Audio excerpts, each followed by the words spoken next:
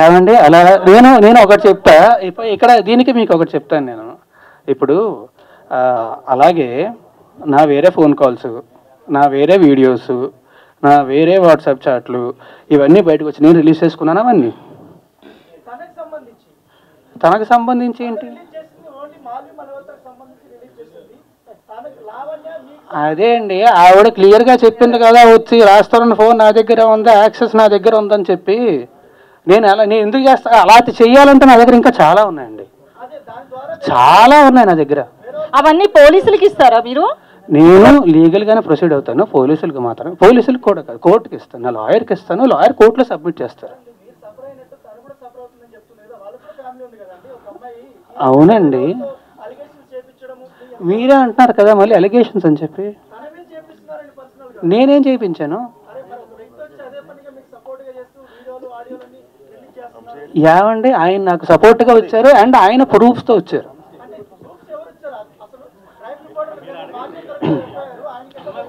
నాకేం తెలుసు, నా దగ్గర లేవు అవి.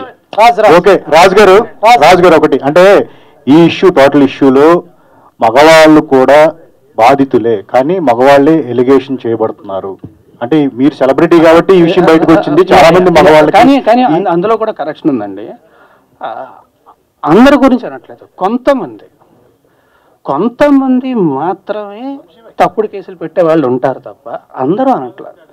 ఇప్పుడు మనకి ఈ ఉన్న సెక్షన్లో ఇవన్నీ కూడా దాన్ని అడ్వాంటేజ్ తీసుకొని తప్పుడు కేసులు పెట్టే వాళ్ళు ఉన్నారు తప్ప అది నిజంగా ఉపయోగపడుతుందని చెప్పి పెట్టారు. అది నిజంగా ఆడవాళ్ళకి ఉపయోగపడుతుందనే పెట్టారు. అండ్ ఆల్సో మనకు కూడా తెలుసు కదా, వీ నో ఎంత క్రైమ్ రేట్ ఎంత ఉంది, ఏంటని జరుగుతుంది మనందరికీ తెలుసు, ఖచ్చితంగా జరుగుతున్నాయి. సో అది ఖచ్చితంగా తప్పు అనట్లే, కానీ దాన్ని అడ్వాంటేజ్ తీసుకునే వాళ్ళు ఉన్నారు.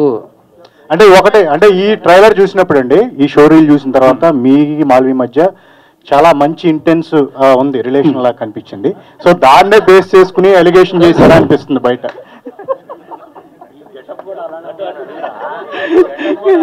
మీరు ఆగస్ట్ 2 థియేటర్కి వెళ్ళి సినిమా చూడండి, సినిమా చూస్తే మీకు అర్థమవుతుంది.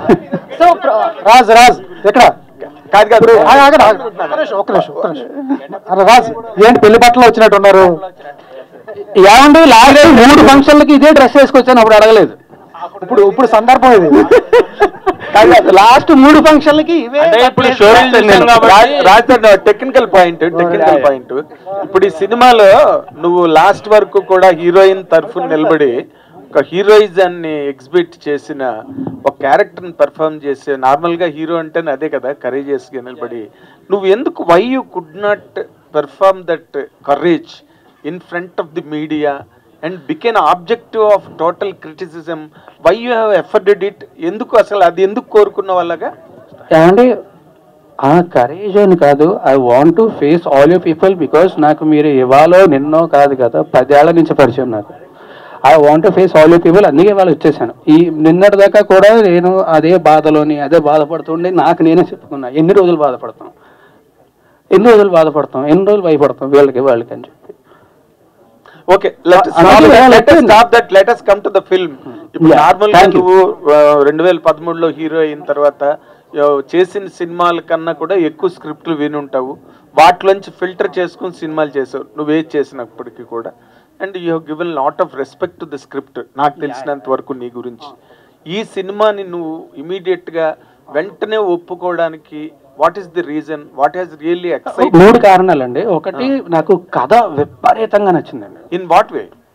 అంటే ఎంటర్టైన్మెంట్ చాలా ఉంది, మంచి మెసేజ్ ఉంది, మంచి ఎమోషన్ ఉంది సినిమాలోని, చాలా బలమైన కథ చాలా నచ్చింది. First reason.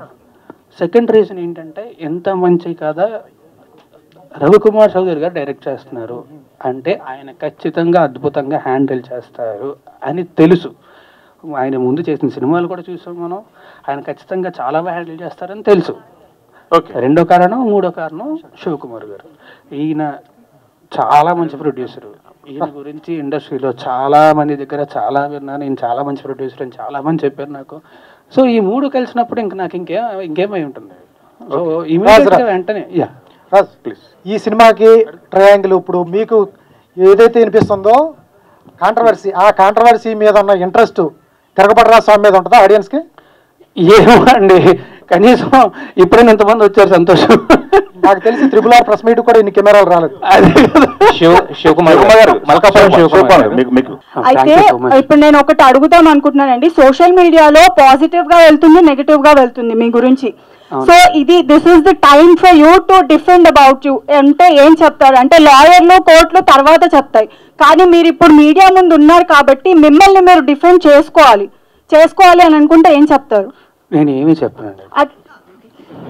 కోర్టులు, లాయర్లు తర్వాత చెప్తారండి, మీరు ఒక మాటలో ఇప్పుడు చెప్పాలి అని అనుకుంటే ఏం చెప్తారు? నేను ఏమీ చెప్పను.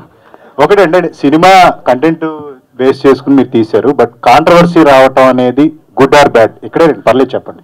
సారీ, గుడ్ ఆర్ బ్యాడ్ అంటే కాంట్రవర్సీ రావడాన్ని మీరు సినిమాకి ఉపయోగమా లేకపోతే ఏంటి, దీన్ని ఎలా చూస్తారు? కాంట్రవర్సీ రావడం అనేది ఎప్పుడైనా బ్యాడే అండి, ఎవరికైనా సరే. మాలవిక గారు, మాలవిక హౌస్ ఒక్క సెకండ్ అయిపోయింది.